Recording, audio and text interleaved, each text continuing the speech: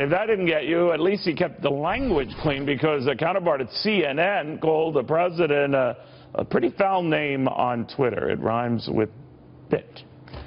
Former Bush 43 spokesperson Mercedes Schlapp and the Hill editor-in-chief Bob Cusack.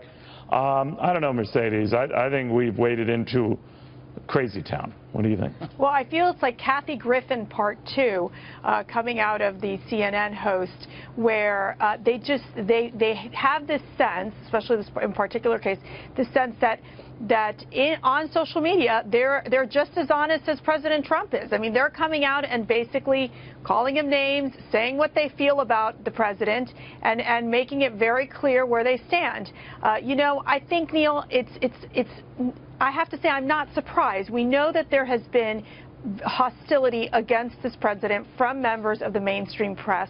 They don't like the fact that the president is just a plain-spoken, transparent individual who just says things like it is. And it's something that for them they have not recovered from the loss of the Hillary Clinton loss in 2016, and the fact that they have to deal with President Trump day in and day out. I mean, I think it makes them almost stir crazy. But, you know, Bob, it is quite another, foul language notwithstanding, and hating his frankness, but perfectly fine with your own, to then intimate that he is orchestrating a sort of a, you know, wag the tail moment to try to get an incident here, to get a Muslim ban going here. That really is a pretty dangerous charge, that if anyone were to have said that about Barack Obama or any president, would have raised eyebrows, at the least.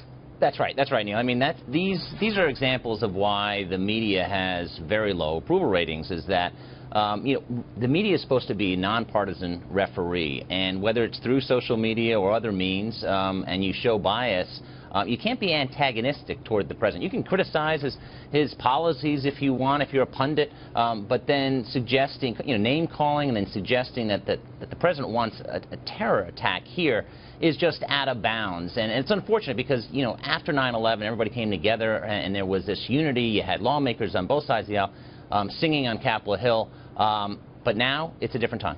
Yeah, you know, Mercedes, I mean, we always hear this when a president makes a military strike or goes to a foreign capital, dating back to Richard Nixon and before he resigned, going to Egypt. Such were the charges. You even heard it with you know, Barack Obama and his early strong language and attacks on Syria, then with Donald Trump with his Tomahawk missile attack to take attention off. I understand how that goes on the right and the left.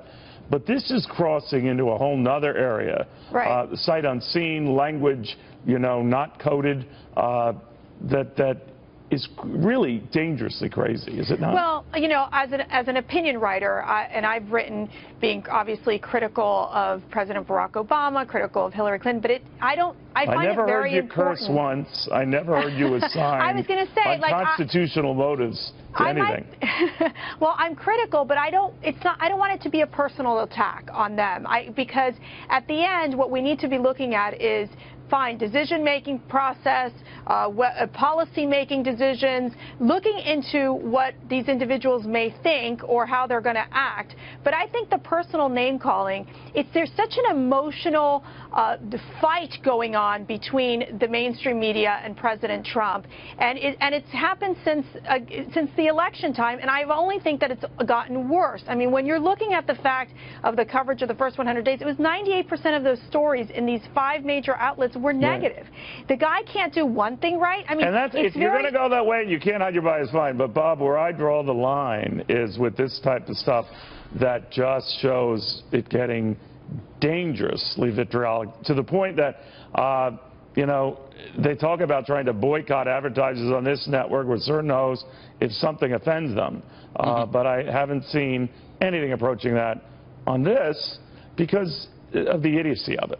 Yeah, no, I agree. I mean, I think some people have literally just lost their minds, and the vitriolic nature of politics is not getting any better. Now, you can argue that Trump's had a role in that. He was name-calling with some of his presidential candidates, but that's more politics, not personal. And I agree with Mercedes. It's all in how you do it. You can criticize. First Amendment is a beautiful thing. Absolutely. But you can't cross these lines, and it's really unfortunate. And I don't think it's going to stop anytime soon, Neil. That's why I didn't mind anyone calling me a loser. It's when they said fat loser. I said, that's a low blow. Oh, you're adorable. Come on, Neil. Thank you. Thank you. All right, guys, appreciate it.